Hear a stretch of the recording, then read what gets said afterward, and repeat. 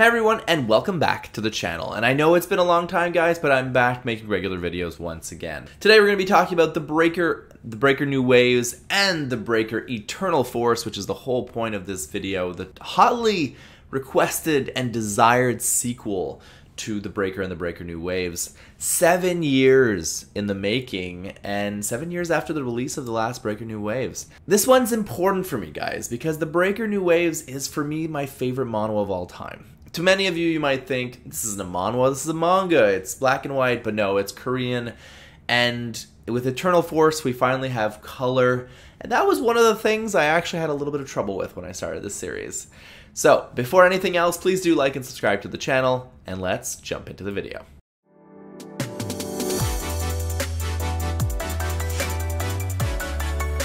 Alright, this video is going to cover mainly the Breaker Eternal Force because I think you should go out there and experience the Breaker and the Breaker New Waves.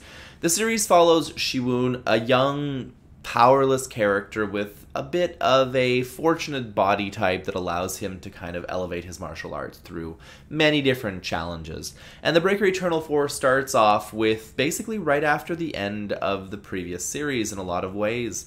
Shiwoon is in a weird position at the head of his clan, and he's faced with this situation where he's not necessarily respected by everyone around him. Some people don't accept his leadership, and new characters are introduced that cause a little bit of foil and challenges to his whole situation. And this is right away where I had a little bit of issues when I started off. I care about Shiwoon as a character. I don't care about this new kid that they introduced to kind of act as our proxy to look at the Murim world. And that's been something that I've had a little bit of trouble with, I'm not gonna lie. At first I was really afraid that they were gonna just focus on him and like kind of push Shiwoon to the background. But that hasn't been the case as of yet. He's still a main character in the story. If anything, the story is very much revolving around him. But there's this character that's getting a lot of importance. He's been given like this chance to join the clan, and given much the same role that Shiwoon did originally, where he was this character with issues, with problems, not able to do martial arts, given skills that allowed him to learn martial arts, etc., etc. But I have to say, when I saw the colored panels of this series, I was like, wow, this is beautiful.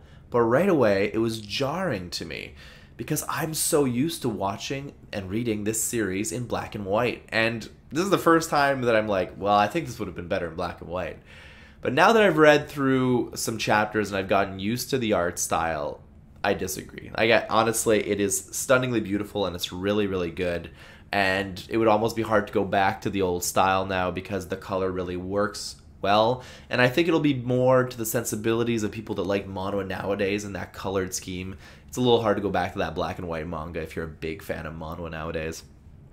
We're about 25 to 27 chapters into Eternal Force, and so far the storyline has been pretty good. I'm liking this internal rivalry within the clan. I'm liking this character that looked like he was going to be an antagonist that's going to be like maybe the most loyal person by the side of Shiwoon. Particularly since we lost such big characters in New Waves. I'm not going to break down who we lost because I think you should explore that for yourself if you haven't read the manhwa. But there's some big characters that we lost in the previous series that passed away, and those were heart-wrenching losses, and they affected the main character, and they're what drive him forward in a really interesting way. I can't say how excited I've been to read this manhwa every week. Like, I've waited so long to read this. This series, 7 years is crazy. Normally this would never happen, that you get a release 7 years after the final chapter if something comes out. If anything, it happens more often that a series gets continued forever, becomes really dull, or continues forever and unfortunately the author's never able to finish his story like in the case of Berserk. But that hasn't been the case for this one. The author went off, made his another project, came back to this later on, and I can't tell you how gifted this is as an experience to be able to have this back and enjoy it once again. Guys, I'm curious what you think about this series. If you've been a fan of The Breaker before, if this is new to you and you might check it out for the first time, guys, give that black and white The Breaker and Breaker New Waves a chance. The martial arts is among the best you'll ever see. To me, it is the best martial arts series that I've read in like manga form.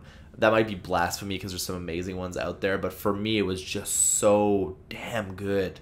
So guys, give me an idea and tell me what kind of videos you'd like to see me do next, and have yourself a great day.